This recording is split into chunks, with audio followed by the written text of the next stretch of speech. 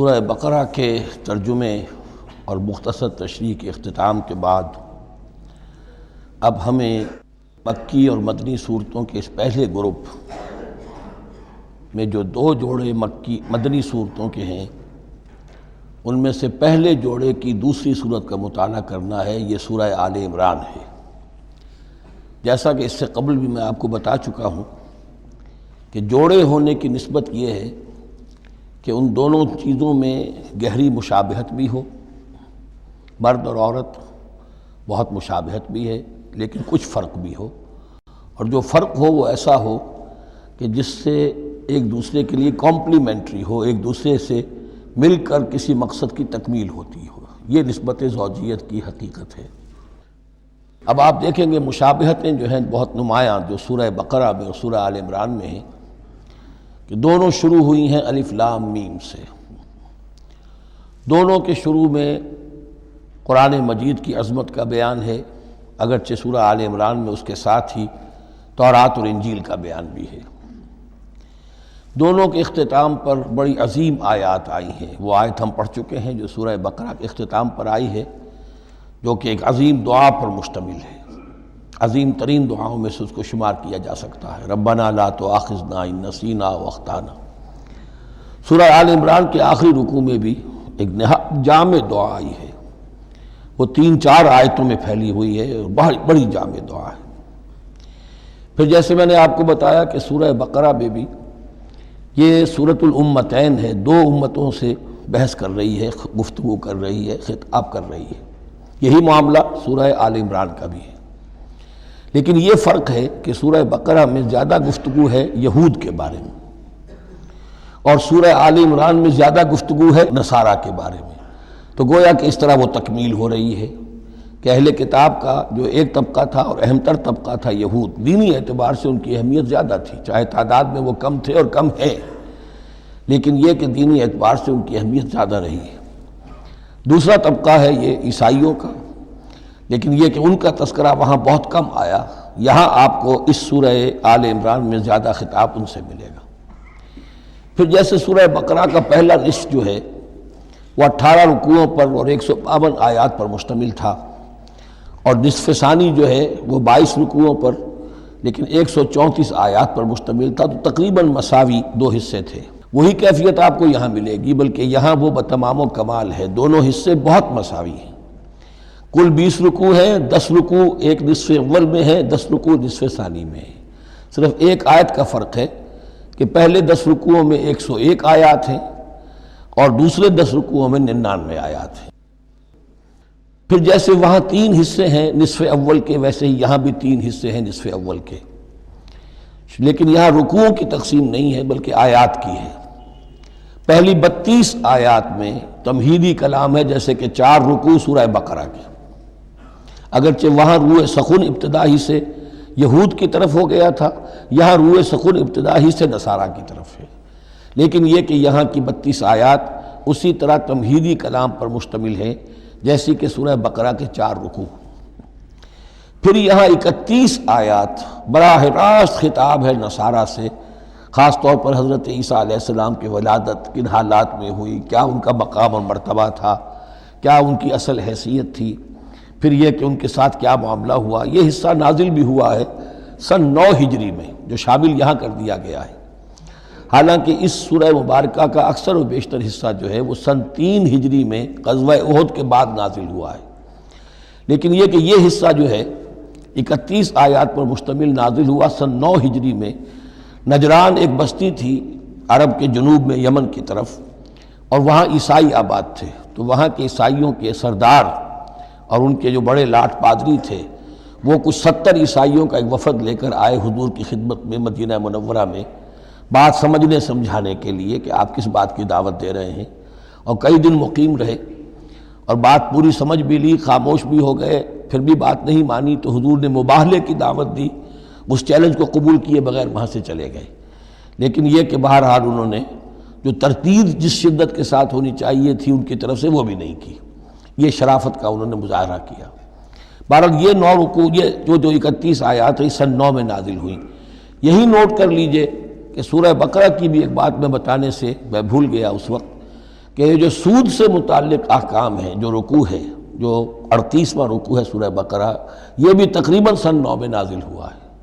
گویا کہ وہ مشابہت بھی موجود ہے کہ اگرچہ سورہ بقرہ کا اکثر و بیشتر حصہ غزوہ بدر سے قبل نازل ہوا، لیکن اس میں بھی کچھ آیات وہ ہیں جو سن 9 ہجری میں نازل ہوئی ہیں اور سود کے بارے میں آخری حکم ہے۔ اسی طریقے سے یہاں جو یہ نجران کے عیسائیوں سے خطاب کے لیے جو آیات نازل فرمائی گئیں، یہ سن 9 میں نازل کی گئیں، لیکن شامل ہے سورہ آل عمران میں کہ جس کا اکثر و بیشتر حصہ سن 3 ہجری میں غزوہ احد کے بعد نازل ہوا ہے۔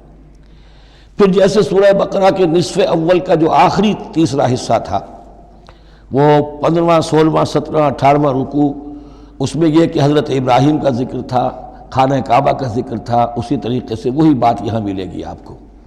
اور یہاں اب اہل کتاب کو دعوت دی گئی ہے اسی انداز میں جیسے کہ وہاں 16ویں رکوع میں سورہ بقرہ کے دی گئی ہے۔ یہ تیسرا حصہ جو ہے نصف اول کا، یہ 38 آیات پر مشتمل ہے، بہت جامع آیات ہیں، بہت اہم آیات ہیں۔ اس کے بعد نصف ثانی شروع ہو جاتا ہے جس میں کہ یا ایھا الذین آمنوا، جیسے 19ویں رکوع سے شروع ہوا سورہ بقرہ میں یا ایھا الذین آمنوا استعینوا بالصبر والصلاۃ ان اللہ مع الصابرین، یہاں اب یہ 11واں رکوع جو ہے وہ شروع ہوگا یا ایھا الذین آمنوا اتقوا اللہ حق تقاتہ ولا تموتن الا وانتم مسلمون۔ یہ جو نصف ثانی کے 10 رکوع ہیں، ان کی تقسیم یہاں پر عمودی ہے، افقی نہیں ہے۔ پھر تقسیم کر سکتے ہیں، پہلے 2 رکوعوں میں زیادہ خطاب مسلمانوں سے ہے، اور پھر اگرچہ روئے سخن جو ہے پھر اہل کتاب کی طرف بھی ہے۔ پھر 6 رکوع مسلسل ہیں غزوہ احد کے حالات پر مشتمل، جو مسائل سامنے آئے ان پر تبصرہ، جو مسلمانوں سے غلطیاں ہوئیں ان پر گرفت، آئندہ کے لیے ہدایات۔ تو یہ پورے 60 آیات ہیں تقریباً، اور 6 رکوعوں پر پھیلی ہوئی ہیں۔ یہ سب کے سب یوں سمجھیے کہ قرآن مجید کا ایک مستقل باب ہے، چیپٹر ہے غزوہ احد، اس کا عنوان ہو سکتا ہے، لیکن قرآن میں اس طرح سے چیپٹر بنائے نہیں گئے ہیں، بلکہ یہ صورتیں ہیں کہ جو میں نے جیسا کہ ابتدا میں عرض کیا تھا تعارف قرآن کے ضمن میں کہ یہ مجموعہ خطبات الہیہ ہے، ایک خطبہ نازل ہو رہا ہے اور اس کے اندر جو مضامین آ رہے ہیں، لیکن ان میں ربط اور ترتیب ہے۔ اس ربط اور ترتیب پر توجہ اب تک کم ہوئی ہے، لیکن اب اس دور میں قرآن حکیم کے علم و معرفت کا یہ پہلو بھی اب زیادہ نمایاں ہوا ہے کہ اس میں بڑا نظم ہے، نظام القرآن، اس کے اندر تنظیم ہے، اس میں آیات کا آپس میں ربط ہے، سورتوں کا سورتوں سے ربط ہے، اور ایسے ہی یہ جو ہے الٹب کلام نہیں ہے۔ پھر آخری 2 رکوع، وہ ان میں سے ایک تو جو ہے آخری رکوع وہ تو بہت ہی جامع ہے، اور اس میں وہ عظیم دعا بھی آئی ہے، اور فلسفہ ایمان کے بارے میں اہم ترین بحث ہے کہ جو اس مقام پر آئی ہے۔ اور اس طریقے سے، اور جو اس سے پہلے کا رکوع ہے 19واں رکوع، وہ بھی در حقیقت کنکلوڈنگ جس کو کہا جاتا ہے، سم اپ کرتے ہوئے پوری سورہ مبارکہ کے مضامین کو، بڑے جامع مضامین پر مشتمل ہے۔ تو اس طرح آپ دیکھیں گے، اور جگہ جگہ آپ دیکھیں گے کہ بعض اوقات تو الفاظ وہی آ رہے ہیں، وہی انداز ہے۔ وہاں بھی کہا گیا تھا مسلمانوں تم کہو ہم ایمان رکھتے ہیں اللہ پر اور جو کچھ ہم پر نازل کیا گیا اور جو کچھ ابراہیم پر اور اسحاق پر، وہی آپ کو آیات یہاں بھی ملیں گی۔ حضرت ابراہیم کا ذکر وہاں ہے، یہاں بھی ملے گا۔ یہود پر ضربت علیہم الذلۃ والمسکنہ والی آیت وہ یہاں بھی آئے گی۔ ذرا ترتیب کا فرق ہے، یہ متشابہ کہلاتے ہیں، قرآن مجید میں متشابہ، اور یہ حفاظ کے لیے مشکل ترین مقام ہوتے ہیں کہ تیزی میں روانی میں وہ اس سے مشابہ جو مقام ہے وہ ادھر منتقل ہو جاتے ہیں۔ لیکن مضامین کے اندر آپ کو اتنی گہری مناسبت نظر آئے گی کہ جس کو میں نے تشبیہ دی ہے زوجیت، کہ ظاہر بات ہے کہ ہر حیوان کا جوڑا جو ہوتا ہے وہ یوں سمجھیے کہ 90% تو ایک دوسرے سے مشابہ ہوں گے، لیکن یہ کہ ان میں 5-10% کا فرق بھی ہوگا، اور وہ فرق بھی ایسا ہوگا کہ جو دونوں کے جمع ہونے سے کوئی نیا مقصد پیدا ہو رہا ہے۔ اس سورہ مبارکہ کا، سورہ آل عمران کا، یہ اور یاد کر لیجئے کہ میں نے آپ کو بتایا تھا کہ نبی اکرم صلی اللہ علیہ وسلم نے ان دونوں صورتوں کو ایک نام دیا ہے۔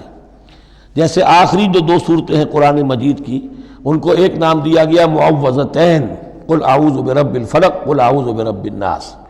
ان دونوں صورتوں کو ایک نام دیا گیا الزہراوین، 2 نہایت تابناک اور روشن صورتیں۔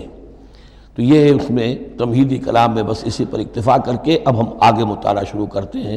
اعوذ باللہ من الشیطان الرجیم، بسم اللہ الرحمن الرحیم، الف لام میم، اللہ لا الہ الا هو الحی القیوم نزل علیک الکتاب بالحق مصدقا لما بین یدیہ وانزل التوراۃ والانجیل من قبل هدى للناس وانزل الفرقان ان الذین کفروا بآیات اللہ لهم عذاب شدید واللہ عزیز ذو انتقام صدق اللہ العظیم رب اشرح لی صدری ویسر لی امری واحلل عقدۃ من لسانی یفقہوا قولی اللہم ربنا الہمنا رشدنا واعذنا من شرور انفسنا اللہم ارنا الحق حقا وارزقنا اتباعہ وارنا الباطل باطلا وارزقنا اجتنابہ اللہم وفقنا لما تحب وترضى اللہم ربنا آنس وحشتنا فی قبورنا وارحمنا بالقرآن العظیم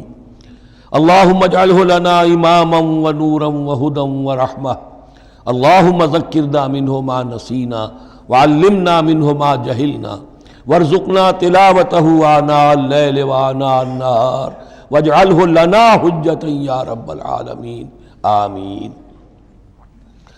الف لام میم یہ حروف مقطعات ہیں جن کے بارے میں اجمالی گفتگو سورہ بقرہ کے آغاز میں ہم کر چکے ہیں۔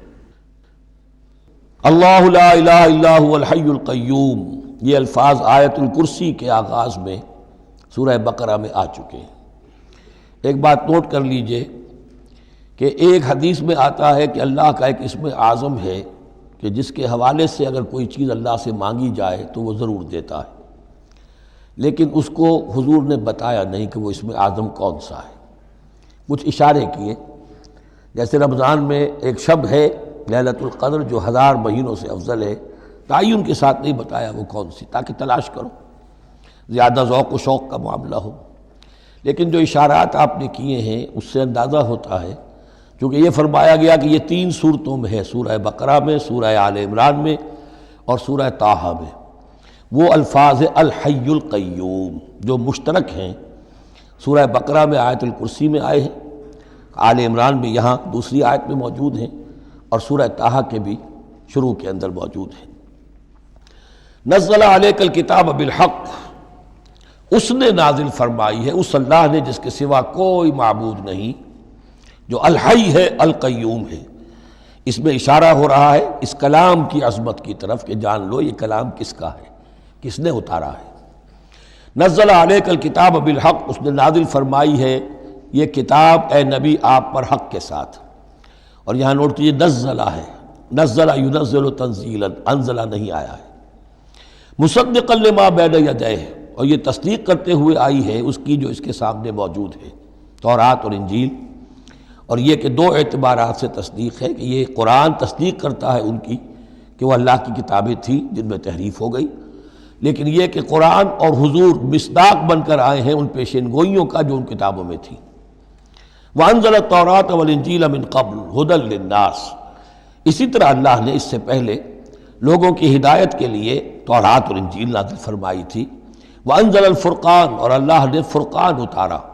فرقان قرآن مجید کے لیے بھی ہے، فرقان تورات کے لیے بھی ہے، فرقان معجزات کے لیے بھی ہے۔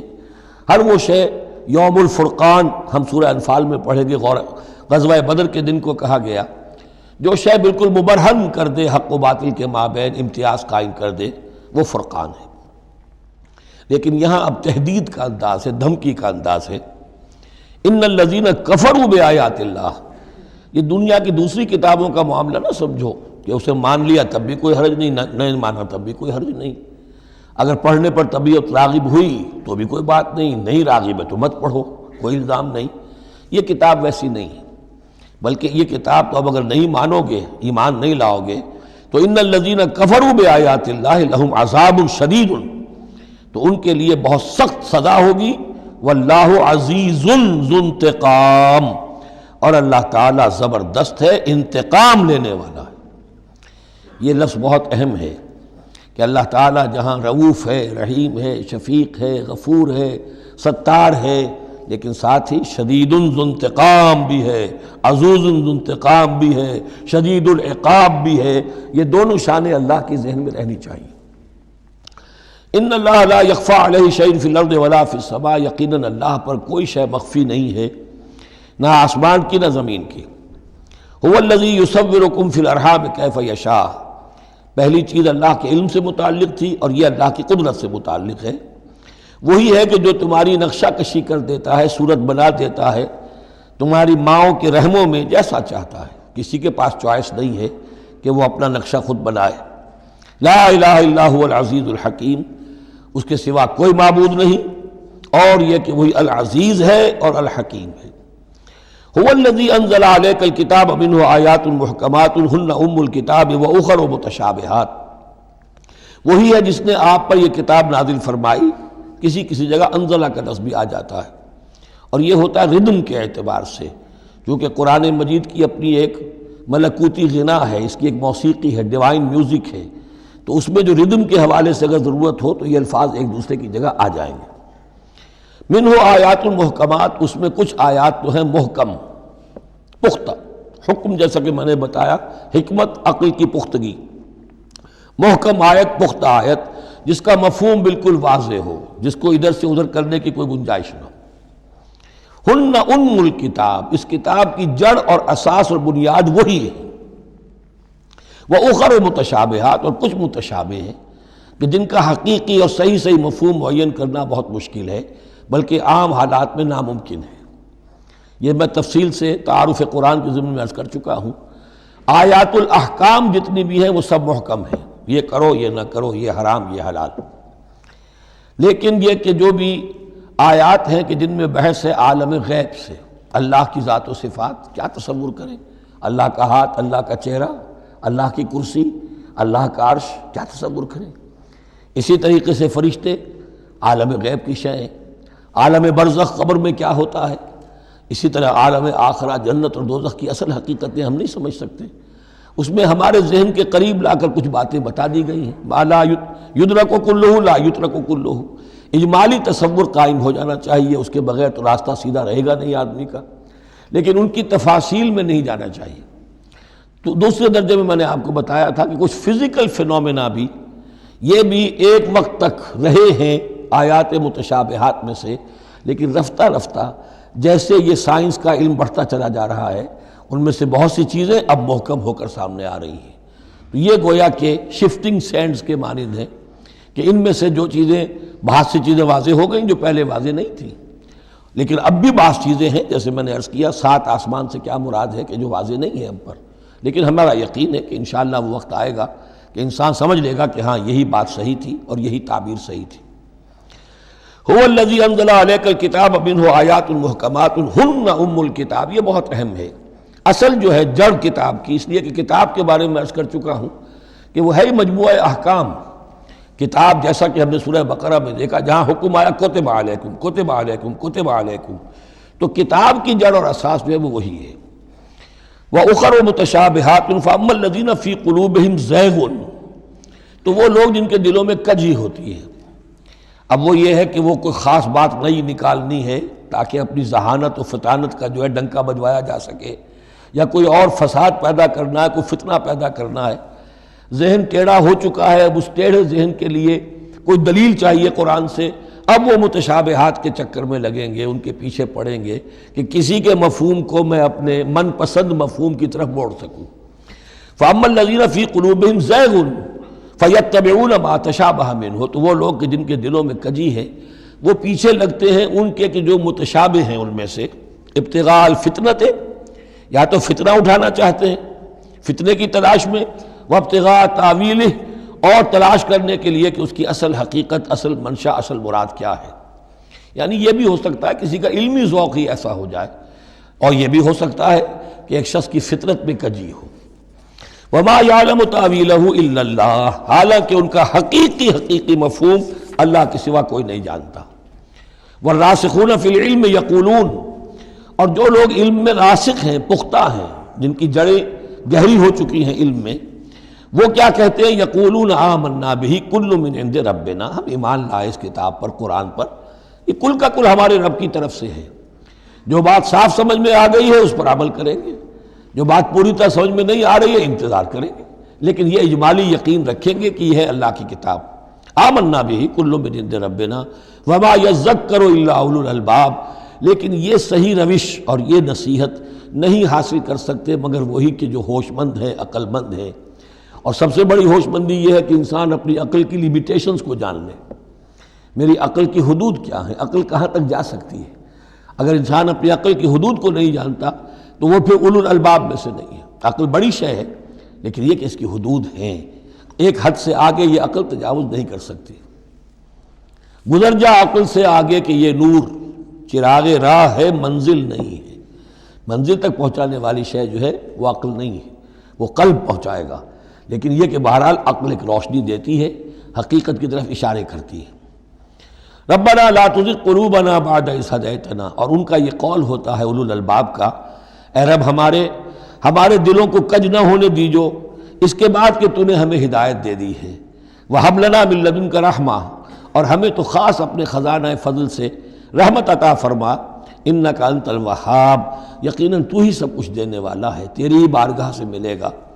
ربنا انک جامع الناس لیوم لا ریب فیہ، اے رب ہمارے یقیناً تو جمع کرنے والا ہے لوگوں کو اس دن جس دن میں کوئی شک نہیں ہے، قیامت کا دن، یوم القیامہ۔